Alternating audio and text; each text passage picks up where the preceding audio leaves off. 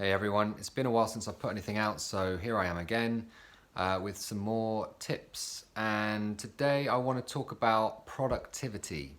Last time I was talking a bit about things like energy loops, the idea that we've got lots of stuff going around in our heads, and because that's the case, it kind of saps our energy or stresses us out, and we generally don't get things done.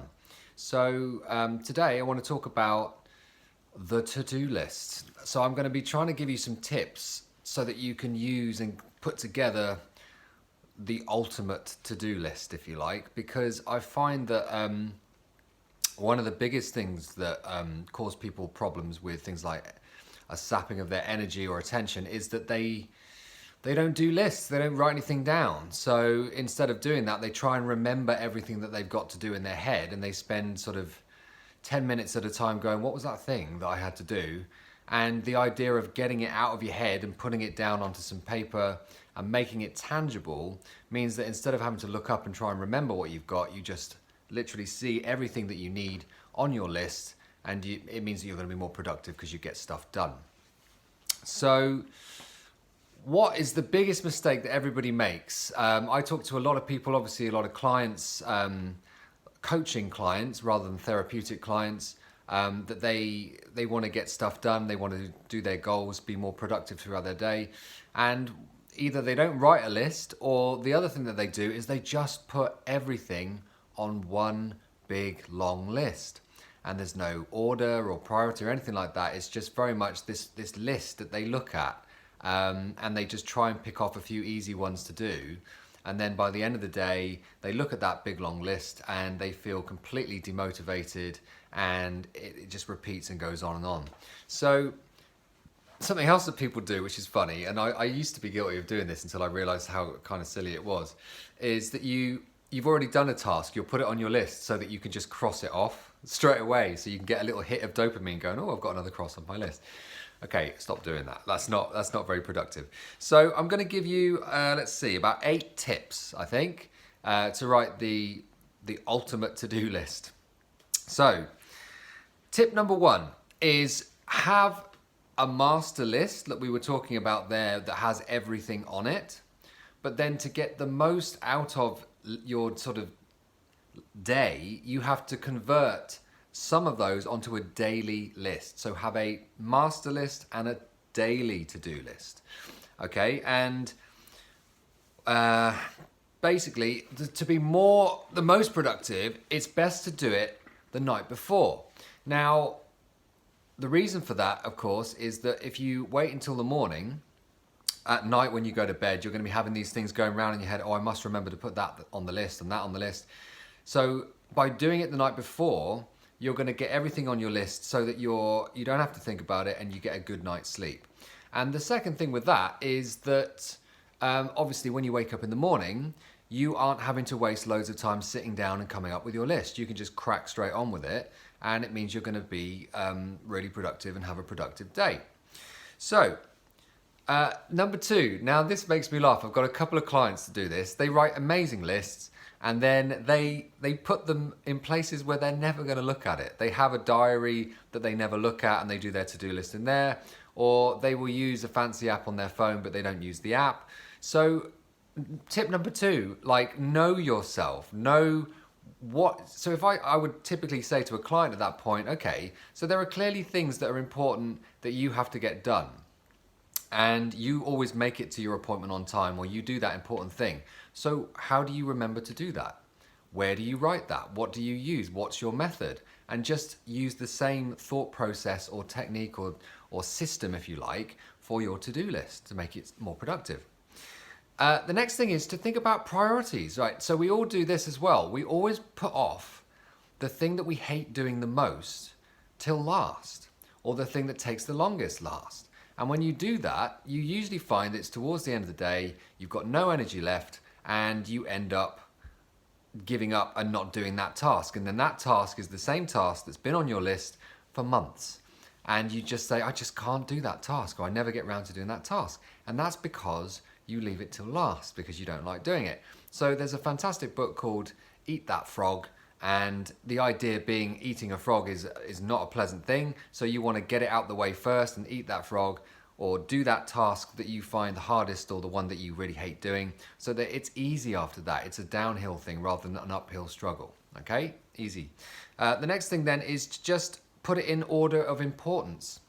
So you've done your frog, but then really think about, what are the priorities here?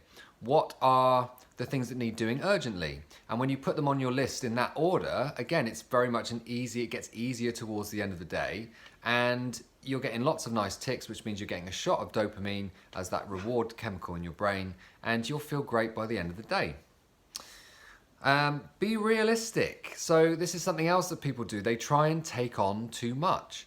And again, by the end of the day, you ideally want to have everything on your list ticked off, because it will feel like you've achieved a lot and you'll get the dopamine hit, and it means that you won't be stressing about that one or two things that you haven't got done. So be realistic when you're actually putting together your daily list. Only put on a manageable amount of tasks, and you can tweak that to your own specifications, and you know what you're capable of doing, thinking about the other things you've got on during the day and whether or not you can be a bit more ambitious or a bit less ambitious with your existing schedule of the other stuff that you've got going on. The other thing that people do is they generally jump around. So they have their list, but they dip into a little task, and they've got lots of different tasks on the go, and they don't actually finish any one of them. So instead of jumping around, just do one task at a time and see it through to conclusion, rather than just starting lots of little things, because you'll get yourself in a mess as well. You won't remember what you've started, what you've stopped. So just do a task, finish it, and then move on to the next one. What have we got here? Yeah, and if new tasks come up, or you have new things that come up, don't add them to the daily list. Add them to the master list. Because again, if you keep adding things to your daily list, you're never going to get your daily list finished.